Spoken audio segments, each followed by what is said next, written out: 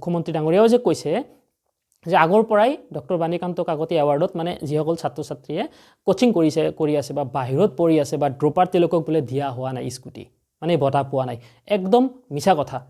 হাজাৰটা প্ৰমাণ দিব পাৰিম যোৱা বছৰ যিসকল ড্ৰপাৰ আছিল বা কোচিং কৰি আছিল তেওঁলোকেও স্কুটি পাইছে এইটো বছৰ কিয় নাপাব প্ৰয়োজন সাপেক্ষে আমি হাইকোৰ্টত PIL দাখিল কৰিম বা আমি আইনৰ সহায় ল'ম নমস্কাৰ স্বাগতম জনাইছো সকলোকে আজিৰ এই নতুন ভিডিঅ'টোলৈ থাম্বনেল চাই আপোনালোকে গম পাইছে যে আজি কি বিষয়ে কথা পাতিম হয় আজি আমি কথা পাতিম স্কুটি বিতৰণক লৈ অৰ্থাৎ ডক্টৰ বাণীকান্ত কাকতি এৱাৰ্ডক লৈ যেটো প্ৰজ্ঞান ভাৰতী স্কিমৰ অধীনত আহে আৰু মুখ্যমন্ত্ৰী ডক্টৰ হিমন্ত বিশ্ব শৰ্মাৰ এটা বক্তব্যই যোৱা 11 ডিসেম্বৰত তেওঁ স্কুটি যি বিতৰণৰ যেটো শুভাৰম্ভ অনুষ্ঠান তাতে তেওঁ এটা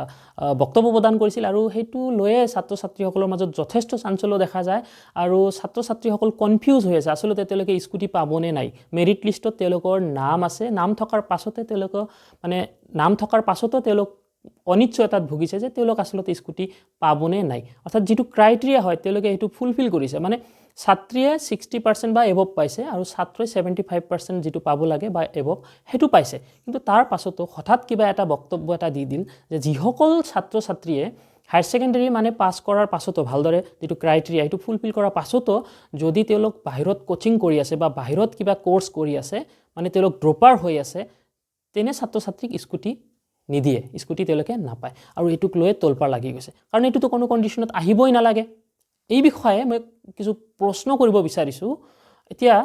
প্ৰথমটো প্ৰশ্ন হৈছে ডক্টৰ বাণীকান্ত কাকতি এৱাৰ্ড যেটো দিয়া হয় নিশ্চয় এটোৰ টাৰ্মছ এণ্ড কন্ডিশনত কেতিয়াও নাছিলেই কাৰণ ইতিমধ্যে বহু বছৰ ধৰি যি দি অহা হৈছে আগতে ছাত্ৰীসকলক দিয়া হৈছিল যিসকল ছাত্ৰীয়ে 60% বা এবভ পায় তেওঁলোকক দি অহা হৈছিল আৰু ইতিমধ্যে ছাত্ৰক দিয়া আৰম্ভ হৈছে 75% পোৱা ছাত্ৰসকলক তো কত এটো লিখা নাছিলে কন্ডিশনত হয়তো নাছিলে যদি আপোনালোকে গম পায় আপোনালোকে কমেন্ট কৰি জনাব যে এনেকুৱা কন্ডিশন নাছিলে যে যিসকল হায়াৰ সেকেন্ডাৰী ভালদৰে পাস কৰাৰ পাছতো মানে অসমৰ বাহিৰত পঢ়িব নোৱাৰিব কোচিং কৰিব নোৱাৰিব বা এটো হিটু কৰিব নোৱাৰিব তেওঁলোক কৰবাত মানে গভৰ্নমেন্ট কলেজত এডমিশন হোৱা হ'ব লাগিব এটো কোনো টাৰ্মছ কন্ডিশনত হ'বই নোৱাৰে কাৰণ হায়াৰ সেকেন্ডাৰীত ভাল ৰিজাল্ট কৰিছে মানে কি তেওঁলোকে নিশ্চয় যিসকল সায়েন্সৰ পৰা পাস কৰিছে কোচিংেটো কৰিব কোনোবাই নীট কোচিং কৰিব বা কোনোবাই JEE কোচিং কৰিব ডক্টৰ হ'ব বা ইঞ্জিনিয়াৰটো হ'ব না অবিয়াসলি ভাল সপোন এটা ভাল এইম কাৰ এটা নাথাকে তেনে ক্ষেত্ৰত জোৰ জবস্তি মানে কি স্কুটি লোৱাৰ স্বাৰ্থতে কি কোনোবাই জোৰ জবস্তি গৈ BHC এডমিশন ল'ব বা তেনেকুৱা কিবা এটা এডমিশন ল'ব যেটোতে নপৰে অবিয়াসলি ভাল ৰিজাল্ট কৰিছে মানে কি নিজকে অলপ টাইম দিব তো কোচিং কৰিব লগে সাধাৰণতে কোনেও মানে বেছিভাগ ছাত্ৰ ছাত্ৰীয়ে দেখা যায় যে এডমিশন নলয় চৰকাৰী কলেজতে হওক বা কিবা কোৰ্সত হওক নলয় আৰু আজিকালি বিভিন্ন ধৰণৰ কোৰ্স ওলাইছে যিবোৰ কোৰ্স কিছুমান অসমতো মানে সহজলভ্য নহয় অসমৰ বাহিৰত গৈ পঢ়িব লগা হয় তো এটো কেতিয়াও টাৰ্মছ কন্ডিশনত আহিব নালাগে আৰু তেনেকুৱা যদি কিবা টাৰ্মছ এণ্ড কন্ডিশন যদি আছে ডক্টৰ বাণীকান্ত কাকতি এৱাৰ্ডত মই গম নাপাওঁ আপোনালোকে মোক জনাব আগতীয়া তেনেকুৱা কিবা নোটিফিকেশন আছে নেকি তো এটো মোৰ প্ৰথম প্ৰশ্ন দ্বিতীয়টো হৈছে যে যদি তেনেকুৱা টাৰ্মছ কন্ডিশন দিব লগা হয় যে হায়াৰ সেকেন্ডাৰী পাস মানে ক্ৰাইটেৰিয়া ফুলফিল কৰাৰ পাছতো তেওঁলোক স্কুটি পাবৰ বাবে মানে এই এৱাৰ্ডটো পাবৰ বাবে তেওঁলোকে কোত এডমিশন ল'ব নোৱাৰিব কোত পঢ়িব নোৱাৰিব বা কি পঢ়িব লাগিব নালাগিব এটো যদি তেনেকুৱা যদি কিবা টাৰ্মছ কন্ডিশন থাকে এটো ৰিটেন হ'ব লাগিব এটো আগতীয়া হ'ব লাগিব এটা বছৰ আগতে ছাত্ৰ ছাত্ৰীসকলে গম পাব লাগিব এনেকুৱা হ'ব নোৱাৰে যে আজি বঁটা বিতৰণ কৰিব আজি কিবা এটা সাডেন এটা ডিক্লেয়াৰ কৰিলো যে এটো কন্ডিশনত নাহিলে নাপাব এনেকুৱাটো হ'বই নোৱাৰে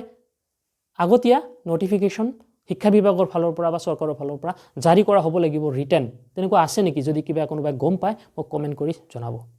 তৃতীয়টো প্ৰশ্ন হেয়া হৈছে প্ৰশ্ন নহয় আসলতে সেই কথাটো আসলতে মানে গছত গৰু উঠা কথা এনেকুৱা ধৰণৰ কথা মানে এনেকুৱা যে কৈছে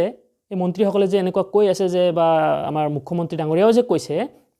যে আগৰ পৰাই ডক্টৰ বাণীকান্ত কাকতি এৱাৰ্ডত মানে যিসকল ছাত্ৰ ছাত্ৰীয়ে কোচিং কৰি আছে বা বাহিৰত পঢ়ি আছে বা ড্ৰপাৰ তেওঁলোকক বোলে দিয়া হোৱা নাই স্কুটি মানে বঁটা পোৱা নাই একদম মিছা কথা হাজাৰটা প্ৰমাণ দিব পাৰিম যোৱা বছৰ যিসকল ড্ৰপাৰ আছিল বা কোচিং কৰি আছিল তেওঁলোকেও স্কুটি পাইছে এইটো বছৰ কিয় নাপাব তো এনেবোৰ কিছু কথা যেটো ভাবিলো আপোনালোকৰ লগত আলোচনা কৰো বহুতে মোক মানে ফোন কৰি আছিল যেহেতু মই শিক্ষাৰ লগতে জড়িত ভাবিলো ভিডিও আকাৰে কথাখিনি প্ৰকাশ কৰো এই ক্ষেত্ৰত মই ছাত্ৰ ছাত্ৰীসকলৰ লগত থাকিম থিয় দিম ছাত্ৰ এইসকল যদি ভুক্তভোগী ছাত্ৰ ছাত্ৰীয়ে সঁচাকৈ যদি স্কুটি নাপায় তেওঁলোকৰ লগত যদি অন্যায় হয় তো মই তেওঁলোকৰ লগত থিয় দিম প্ৰয়োজন সাপেক্ষে আমি হাইকোৰ্টত PIL দাখিল কৰিম বা আমি আইনৰ সহায় ল'ম ভিডিঅ'টো শ্বেয়াৰ কৰি দিয়ক সকলো ছাত্ৰ ছাত্ৰীকে যাতে সকলোৱে গম পায় লগ পাম পৰৱৰ্তী ভিডিঅ'ত ধন্যবাদ জয় অসম